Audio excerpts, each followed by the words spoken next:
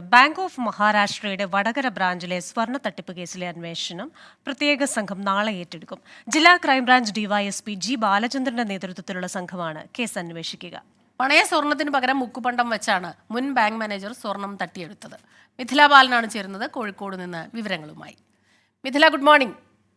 ഇതിൽ അന്വേഷണം ഏത് രീതിയിലാണ് പോകുന്നത്, എങ്ങനെയാണ് ഇതിന്റെ കാര്യങ്ങളൊക്കെ? Good morning Smitha Christina. ഈ ഒരു കേസ് എന്നത് ബാങ്ക് ഓഫ് മഹാരാഷ്ട്രയുടെ വടകര ബ്രാഞ്ചിൽ വലിയ രീതിയിലുള്ള ഒരു തട്ടിപ്പ് നടന്നു. അതായത് നാട്ടുകാർ നൽകിയ 26 കിലോ സ്വർണം, പണയം വെച്ച 26 കിലോ സ്വർണം അവിടെ നിന്ന് മോഷ്ടിക്കുന്നു. പിന്നീട് പകരം മുക്കുപണ്ടം വെക്കുന്നു. ഈ ബാങ്കിലെ മുൻ മാനേജർ മേട്ടുപ്പാളയം സ്വദേശി മഥ ജയകുമാറിനെതിരെയാണ് ഇത്തരമൊരു ആരോപണം ഉയർന്നത്.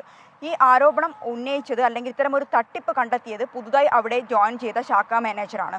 ഇതിനെ തുടർന്നാണ് പോലീസിൽ പരാതി നൽകിയത്. ആദ്യം വടകര പോലീസാണ് ഇത് അന്വേഷിച്ചിട്ടുണ്ടായിരുന്നത്. ഇന്നലെയാണ് പ്രത്യേക അന്വേഷണ സംഘത്തിന് ഈ കേസ് കൈമാറിയിട്ടുള്ളത്. വടകര റൂറൽ SP ആണ് ഈ ഒരു കേസ് പ്രത്യേക അന്വേഷണ സംഘത്തിന് കൈമാറിയിട്ടുള്ളത്. അദ്ദേഹത്തിന്റെ മേൽനോട്ടത്തിൽ തന്നെയായിരിക്കും അന്വേഷണം നടക്കുക. ജില്ലാ ക്രൈംബ്രാഞ്ച് ഡിവൈഎസ്പി ജി ബാലചന്ദ്രൻ ആയിരിക്കും ഈ കേസ് അന്വേഷിക്കുക. അദ്ദേഹം ഉൾപ്പെടെ 10 പേരാണ് ഈ ഒരു അന്വേഷണ സംഘത്തിലുള്ളത്. സ്മിത ക്രിസ്റ്റീന.